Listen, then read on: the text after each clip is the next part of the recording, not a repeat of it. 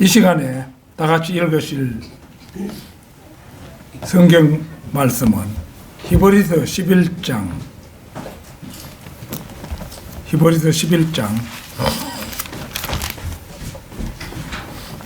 6절 말씀입니다. 히브리서 11장 6절 말씀.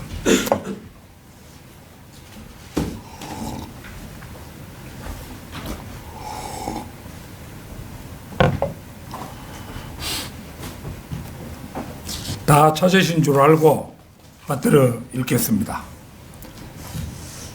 그러나 믿음이 없이는 하나님을 기쁘시게 할 수 없나니 하나님께 나아가는 자는 그분이 존재하시는 것과 그분이 자기를 열심히 찾는 자들에게 보상하는 분이심을 마땅히 믿어야 하느니라. 자, 믿음은 무엇을 보장하는가? 믿음은 무엇을 보장하는가? 이런 제목으로 말씀을 드리겠습니다.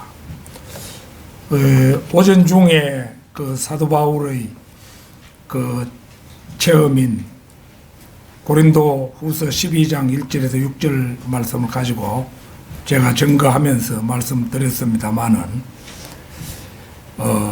하나님께서는 아주 멀고 아득히 높은 곳에 계시고 우리의 눈에 보이지도 않고 이런 분이신데 믿음이 없다면 어떻게 그분을 믿겠습니까?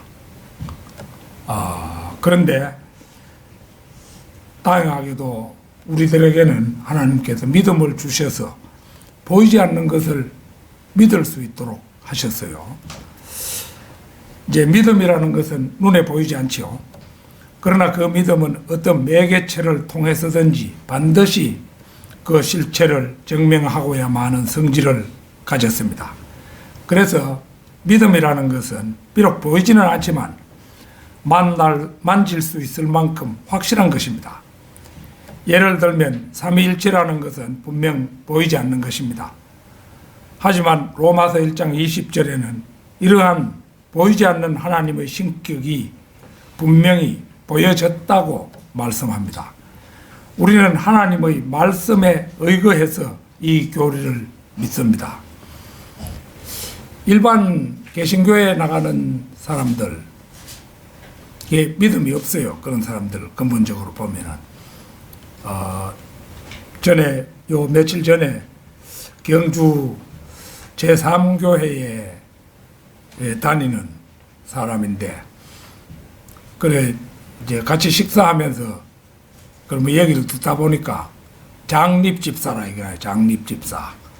이제 일반 저런 개신교에서는 이제 장립집사부터 되고 어느 기회가 되면 이제 장로로 피택돼 가지고 이제 장립식을 가지고 장로가 되고 이렇게 되지요. 그 장로가 옳은 직책은 아니지요. 장로는 목사를 말하는 것인데 그걸 쪼개가지고 자기들 장로라고 생각하는데, 그 장립집사는 집사들 가운데도 이제 상당한 경지에 이르는 사람에게 장립집사를 주는 겁니다. 그래서 내가 구원받았느냐 물으니까 자기는 안 받았다 그러는 거. 그 비교적 솔직한 사람이에요. 안 받았다고 이렇게 말하는 것은. 자, 그러면 구원을 어떻게 받는가도 모르고 이러니까, 그래 얘기할 테니까 한번 들어보겠느냐 이래서 내가 이제 해가지고 구령을 하기는 했어요. 했는데 그 사람이 완전히 구원받았다고는 제가 보기 힘들었어요. 무슨 얘기를 하는 거 아니. 이제 내가 성경 말씀을 로마서 10장 9절 10절 말씀을 읽어주면서 이걸 마음에 믿으면 그것이 구원이다 이래 했는데 실컷 고백해놓고는 한다는 말이 정말로 그렇게 된다면 그 참 귀한 것이네요. 그렇게 된다면이 뭡니까? 그렇게 믿으면은 그게 구원인데. 그러니까 이 일반 개신교회 이런 데서는 장립집사가 되어도 혹은 장로가 되어도 혹은 말씀을 증거하는 목사가 되어서도 올바른 구원을 얻지도 못하고 또 구원을 받을 만한 믿음이 없는 거예요. 그래서 내가 요즘 생각하기를 언제 시간을 내서 내가 메일을 하나 써야 되겠다. 그래서 이것을 그 말씀을 이렇게 해가지고 믿는 것이 구원이다. 이걸 이제 믿음으로 되는 것이잖아요. 그러니까 그런 것을 전부 내가 메일에다가 밝혀가지고 한 번 더 써보내가지고 믿어서 구원을 얻기를 바란다. 이런 정도로 그렇게 전할 작정입니다. 그래서 그 믿는다는 것이 사실은 어려운 거예요. 어려운 것인데 우리가 하나님이 계시다는 걸 믿고 그리고 그 다음에 그 아들 예수 그리스도께서 오셔서 십자가에 피 흘려 주신 것은 말씀에 기록이 되어 있잖아요. 그러니까 우리가 그것을 믿음으로 해서 성령님이 우리 안에 이제 들어오셔서 거하시게 되고 우리가 그 성전이 된다는 거, 이런 것을 믿음으로 하는 것이지, 믿음이 없다면 그것은 우리가 확립할 수 없는 그런 것이잖아요. 그래서 우리는 하나님의 말씀에 의거해서 이 교리를 믿습니다. 이때 우리의 믿음은 분명한 사실을 우리에게 확증합니다. 우리가 믿든지 안 믿든지 하나님의 말씀은 그 자체가 사실이지만 우리가 믿을 때 그 사실은 우리에게 확정된다는 것입니다. 바로 그러하기에 바라는 것들에 대한 실상이고 보이지 않는 것들에 대한 증거가 되는 것입니다. 아벨, 에녹, 노아, 아브라함, 삼손, 다윗 등의 많은 원로들이 자기들의 믿음을 실행하여 각각 그 믿음에 대한 보고서를 남겼는데 그 보고서들은 모두 선한 보고서들이었습니다. 예컨대 아벨은 하나님께 드리는 그 예배 드리는 일에 있어서 A 학점을 받았습니다. 노아는 하나님을 두려워함에 있어서 A 학점을 받았습니다. 하나님께서 홍수가 있을 것이다. 네가 살아나려면 방주를 빨리 지어라. 이렇게 해서 이제 120년 동안 방주를 지어서 이제 그 자기와 가족들의 목숨을 구할 수가 있었죠. 아브라함은 믿음을 실행하는 일에 있어서는 B학점을 받았지만은 하나님을 신뢰하는 일에 있어서는 A학점을 받았습니다. 이처럼 믿음이란 모든 세대에 걸쳐서 모든 성도들이 갖추어야 할 이제 실제적인 요소였습니다. 그렇다면 어느 시대를 막론하고 갖추어야 했던 믿음이 대체 우리에게 무엇을 보장하느냐 하는 것입니다. 오늘 나는 그 점에 대해 여러분과 함께 몇 가지로 살펴보고자 합니다. 믿음은 무엇을 보장하는가? 첫째는 영생을 보장합니다. 요한복음 5장 24절을 찾겠습니다. 요한복음 5장 24절.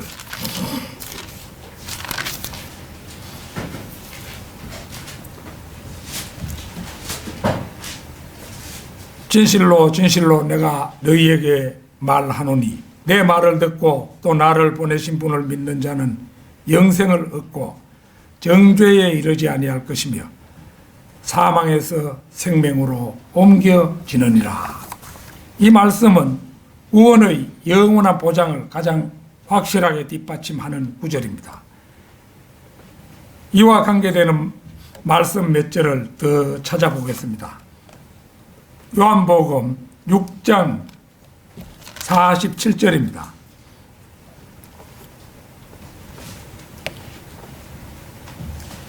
진실로 진실로 내가 너희에게 말하노니 나를 믿는 사람은 영생을 가졌나니. 여기에서 가졌느니 이 말은 과거 시제로 되어 있습니다. 이제 이 가졌나니 이거를 이제 분석하면은 이제 가지다의 어간 가지하고 젖 이렇게 되어 있지만은 이게 지엇의 존말이죠. 그래서 그게 이제 과거 시제입니다. 그렇게 이게 나뉘는 그 의미가 되고요. 이렇게 이제 짜여진 말입니다. 믿는 사람은 영생을 가질 것이다. 그게 아니죠. 믿는 그 순간에 이미 주어진 것이 믿음이 아니고는 만금을 주고도 살 수 없는 영생입니다. 다음은 요한복음 10장 28절 29절입니다. 요한복음 10장 28절 29절. 내가 그들에게 영생을 주노니 그들은 영원히 멸망하지 않을 것이며 또 아무도 나의 손에서 그들을 빼앗지 못할 것이니라. 그들을 나에게 주신 내 아버지는 만유보다 더 위대하시니 아무도 내 아버지의 손에서 그들을 빼앗아갈 수 없느니라. 28절을 보면은 주님께서 나의 손에서 이렇게 말씀하셨는데 29절에서는 내 아버지의 손에서 이제 아무도 양들을 빼앗아갈 수 없다고 그렇게 말씀하고 계시죠. 주님의 손이 곧 아버지 하나님의 손인 것을 우리가 이 말씀을 통해서 알 수가 있습니다. 이 두 분의 손은 실은 같은 한 분의 손입니다. 삼위일체니까 그렇죠. 우리가 구원받고 하나님의 자녀가 되었다면 그 어떤 사람도 심지어는 마귀도 우리를 하나님의 손에서 빼앗아 갈 수가 없습니다. 성경대로 믿는 믿음을 가진 사람들은 예수 그리스도의 손 안에서 절대로 안전하다는 말입니다. 자, 오전에 잠시 찾아보았습니다만은 로마서 8장 38절 39절, 로마서 8장 맨 끝부분입니다.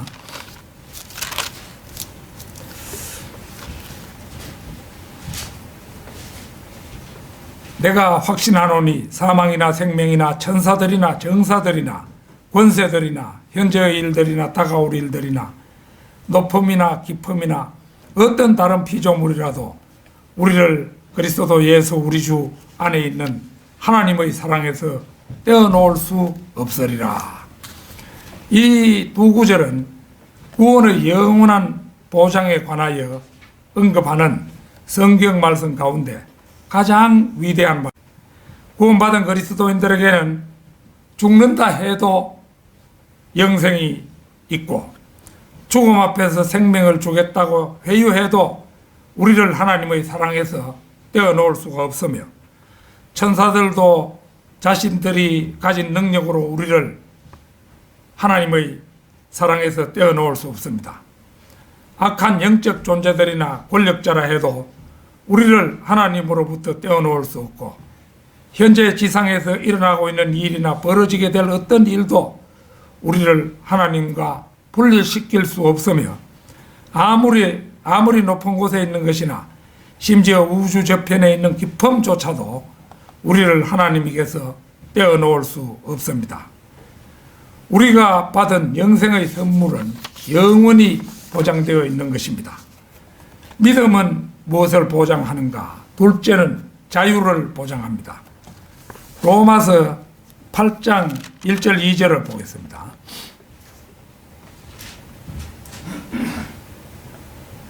그러므로 이제 그리스도 예수 안에 있는 자들에게는 결코 정죄함이 없나니 그들은 육신을 따라 행하지 아니하고 성령을 따라 행하느니라. 이는 그리스도 예수 안에 있는 생명의 성령의 법이 죄와 사망의 법에서 나를 해방시켰기 때문이라. 1절에서 말하고 있는 정죄는 영원한 정죄가 아니라 일시적인 정죄를 말합니다. 그리스도인도 일시적인 정죄는 받을 수 있습니다. 일시적인 정죄를 달리 표현하면 이 세상에 사는 동안 받게 될 현세적인 징계라고 말할 수가 있는데, 말하자면 그리스도인이 죄를 지으면 그 징계로 병이 들거나 죽음을 당할 수도 있는 것이 그러한 정죄입니다. 이는 그리스도 예수 안에 있는 생명의 성령의 법이 죄와 사망의 법에서 나를 해방시켰기 때문이다.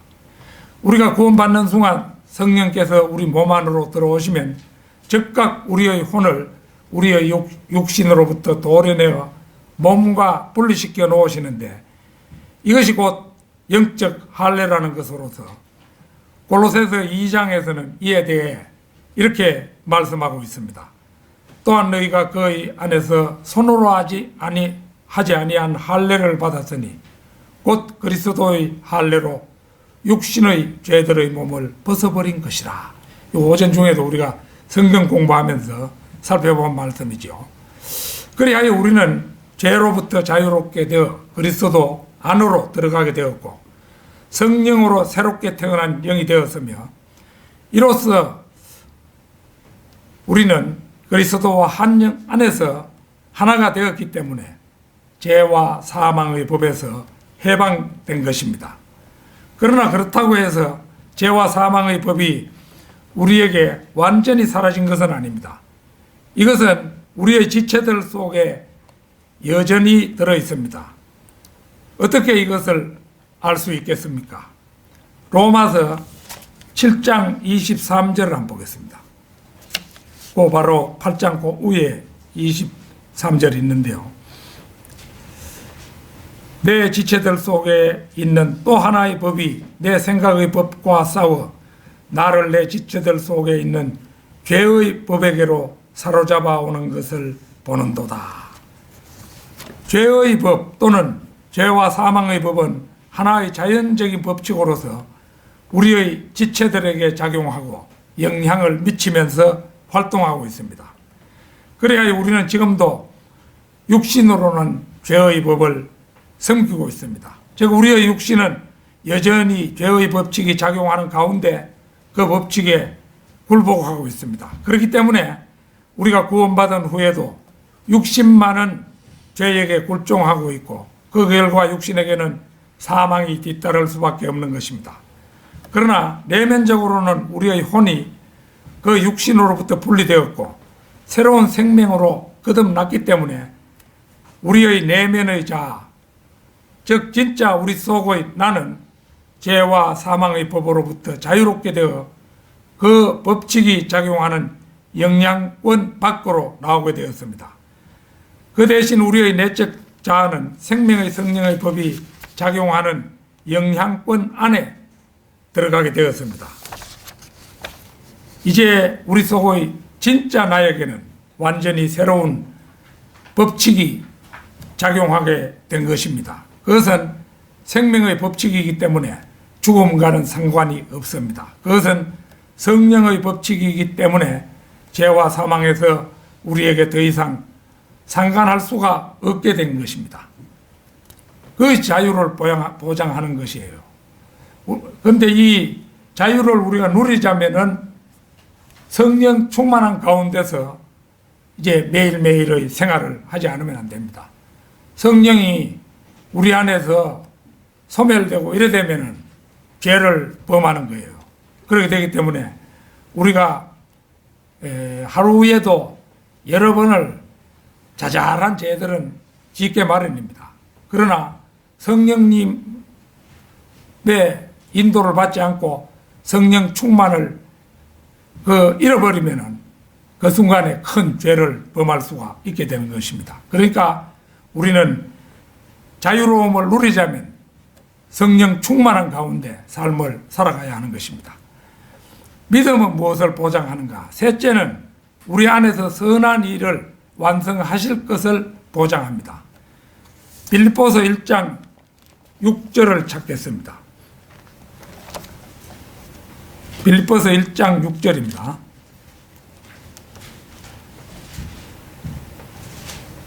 우리가 이것을 확신하노니 너희 안에서 선한 일을 시작하신 그분께서 예수 그리스도의 날까지 그 일을 완성하시리라. 이 말씀은 성경에서 가장 위대한 약속인 성도의 영원한 보장을 가리킵니다.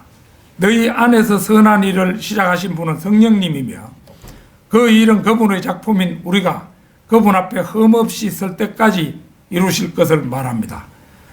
고린도전서 1장 8절을 보겠습니다. 고린도전서 1장 8절. 또한 그분께서 너희를 끝까지 확고하게 지키시어 우리 주 예수 그리스도의 날에 책망할 것이 없게 하시리라. 마태복음 24장 13절을 보면 그러나 끝까지 견디는 자는 구원을 받으리라, 이런 말씀이 나옵니다. 어떤 그리스도인은 이 말씀 때문에 전전긍긍하기도 합니다. 그러나 그리스도인들은 이 일에 조금 더 걱정할 필요는 없습니다.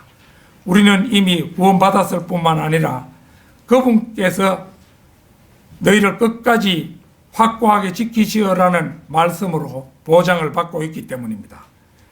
마태복음 24장 13절의 말씀은 우리들 그리스도인들에게 해당되는 말씀이 아니라 환란시대 사람들에게 해당되는 말씀입니다.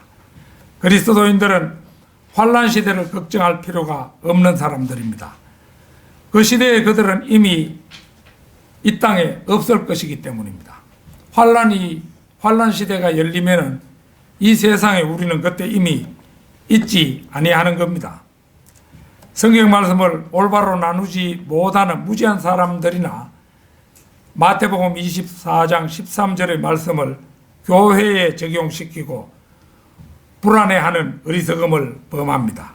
이 시대의 교회는 어디까지나 고린도전서 1장 8절의 말씀이 적용되는 사람들입니다. 예수 그리스도께서 끝까지 지켜주시는 그리스도인들은 주 예수 그리스도의 날에 책망받을 만한 흠이 없도록 살아가기만 하면 됩니다. 그렇게 하면 그분께서 지켜주시기 때문에 나머지는 걱정할 필요가 없는 것입니다. 믿음은 무엇을 보장하는가?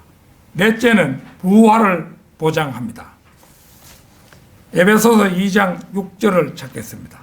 에베소서 2장 6절.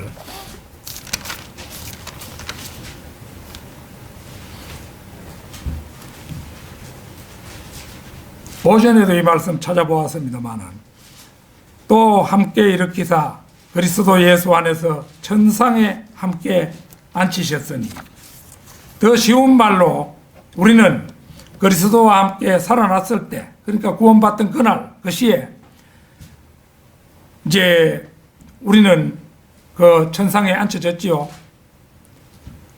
그래서 우리의 혼이 구원을 받았습니다. 그러나 아직 우리는 부활의 몸은 받지는 못했습니다. 그러나 영적으로는 부활하여 천상에 있는 그리스도의 몸으로 들어가 앉혀졌다는 것을 우리가 이 말씀을 통해서 알 수가 있죠. 우리의 영적 부활은 과거이며 우리의 육체적 부활은 미래입니다. 바울 당시에 첫 번째 부활은 이미 과거에 일어났다고 가르쳤던 무천년, 구천년주의자들은 그들의 육체를 사탄에게 내어주었습니다. 디모데 후서 2장 17절 18절 한번 찾겠습니다. 디모데 후서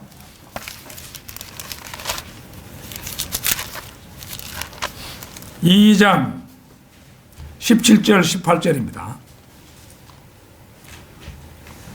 그들의 말은 종창처럼 퍼져나갈 것이며 그들 가운데에는 후메네오와 필레토가 있느니라. 그들은 진리에 관해서는 정도를 벗어나서 부활이 이미 이루어졌다고 말하여 어떤 사람들의 마음을 뒤덮고 있느니라. 여기에 나오는 후메네오와 필레토는 후천년주의자들입니다. 이들은 요한계시록 20장 4절 5절에서 말하고 있는 첫 번째 부활을 미래에 일어날 일이 아니라 이미 과거에 이루어진 부활이라는 주장을 했습니다. 이러한 주장은 자연스레 휴거 때 일어나는 그리스도인의 부활과 계시록 20장 4절 6절의 마지막 부활을 나누는 천년 기간을 영적인 의미로 왜곡시킵니다. 그리하여 이들은 그리스도인들이 현재 영적으로 보좌에 앉아 통치하고 있다고 생각합니다.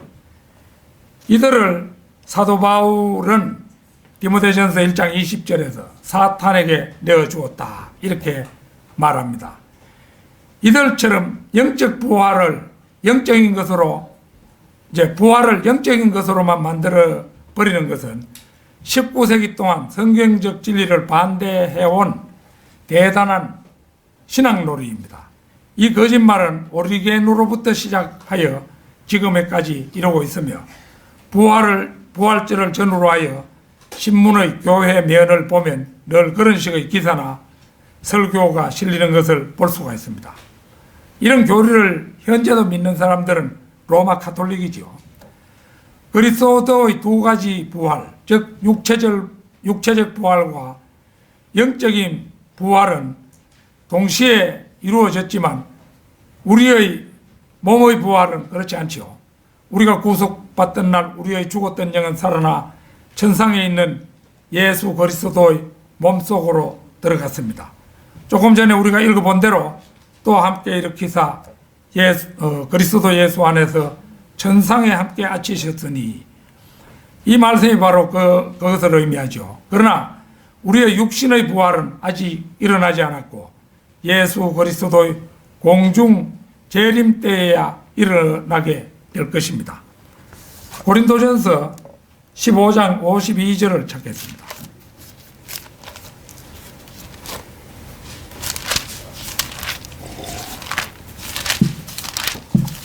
(15장 52절입니다) 마지막 나팔 소리에 눈 깜짝하는 순간에 그러하리라. 나팔 소리가 나면 죽은 자들이 썩지 아니하는 몸으로 일으켜지며 우리도 변화되리라. 여기서 나팔 소리는 천사들의 나팔 소리가 아니라 이리 올라는 하나님의 나팔 소리죠. 죽은 사람들이 먼저 부활하고 우리도 호련히 몸이 변화하여 공중으로 끌어올려집니다. 이것이 곧 우리 몸의 부활인 것입니다. 믿음은 무엇을 보장하는가? 다섯째는 우리의 사역을 지켜주실 것을 보장합니다. 디모데 후서 1장 12절을 찾겠습니다. 디모데 후서 1장 12절입니다.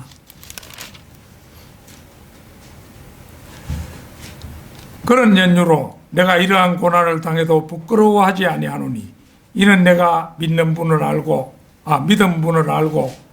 내가 위탁한 것을 그날에 대비하여 그분께서 능히 지키실 줄을 확신함이라.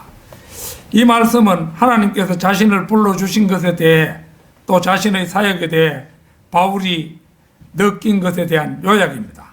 바울은 그리스도 예수 안에서 경건하게 살고자 하는 모든 사람들처럼 고난을 받았습니다. 바울은 주님을 위해 받는 고난을 부끄러워하지 않았습니다. 바울은 자신이 구원받은 사실과 그 구원이 영원하다는 사실을 확신했습니다.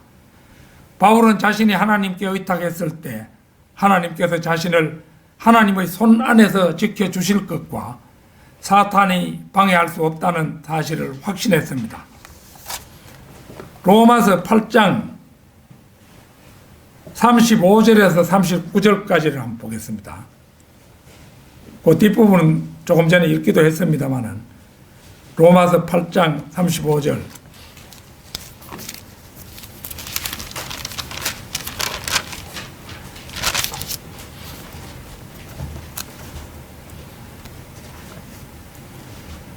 누가 우리를 그리스도의 사랑에서 떼어놓을 수 있으리요? 환난이나 공경이나 박해나 기근이나 헐벗음이나 위험이나 칼이랴. 기록된 바와 같으니 우리가 주를 위하여 온종일 죽임을 당하였으며 도살당할 양으로 여김을 받았나이다 라고 하였느니라.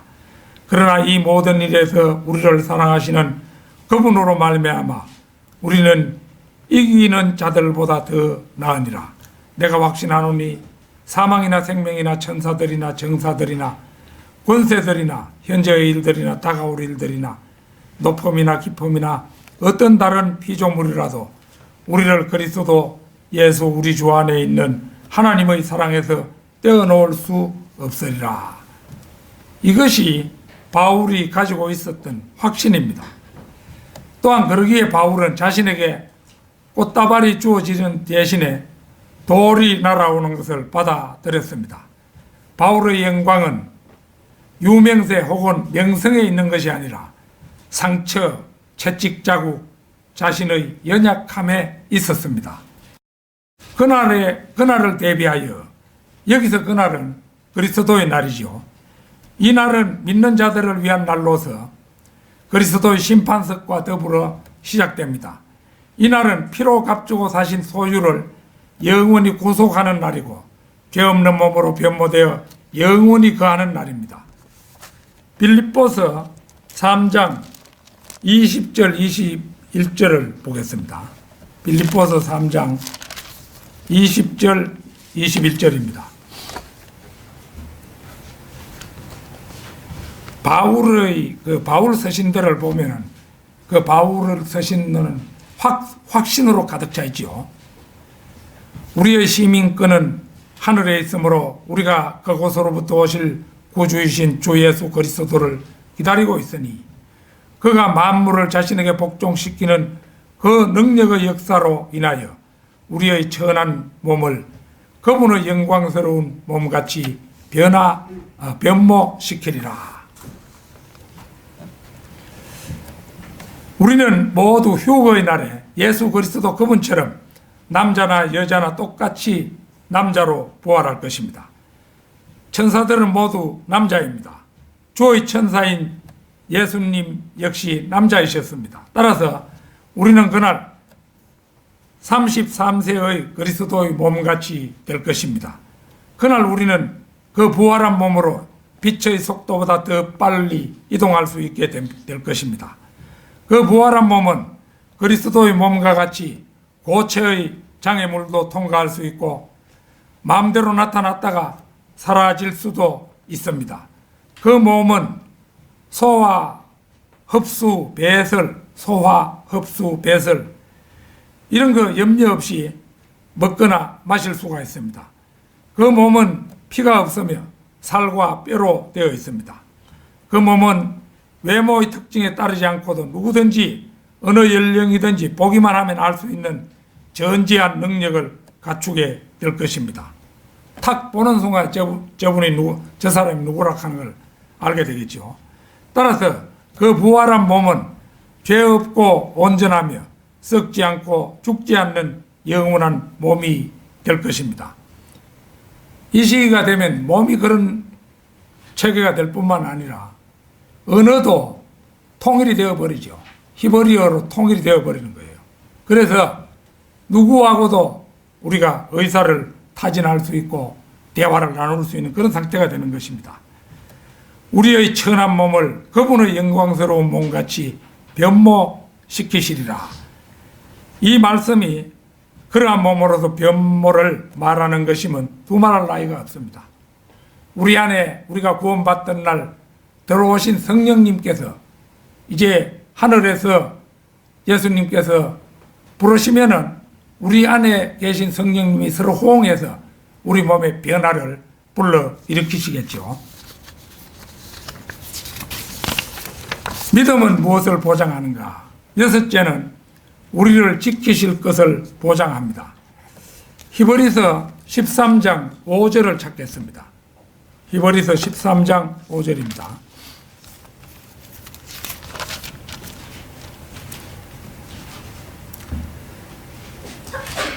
너희의 생활 방식에 탐욕이 없도록 하고 현재 가진 것들로 만족하라. 이는 그가 말씀하시기를 내가 너를 떠나지 아니하고 너를 버리지 아니하리라고 하셨습니다. 이 말씀은 생활 방식을 탐심과 연관해서 설명하고 있는 대목입니다. 골로새서 3장 5절은 탐심은 우상 숭배라고 말씀하고 있죠. 그리스도인은 재물에 대해서 욕심을 내어서는 안 됩니다.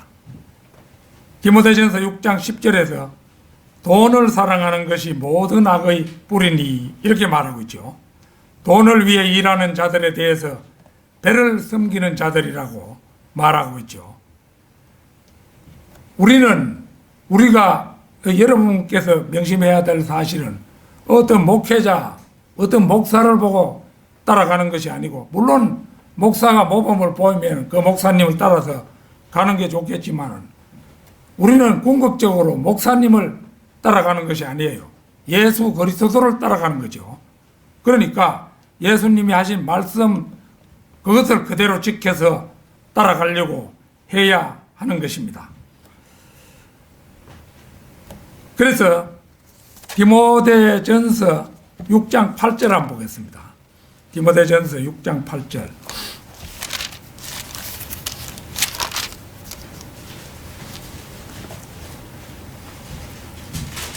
우리에게 먹을 것과 입을 것이 있으면 이것들로 만족할 것이니라. 위대한 삶의 철학이죠. 사람들이 이 이상의 것을 탐내기 때문에 언제든지 문제가 되는 겁니다. 우리에게 먹을 것과 입을 것이 있으면 이것들로 만족할 것이니라.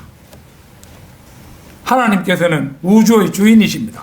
그분께서 만약 그리스도인에게 물질이 많을수록 좋은 것이라면 우리를 누구보다도 먼저 재벌이 되게 하셨을 것입니다. 따라서 우리는 매사에 그분만 의뢰하고 가볍게 세상을 살아가야 합니다.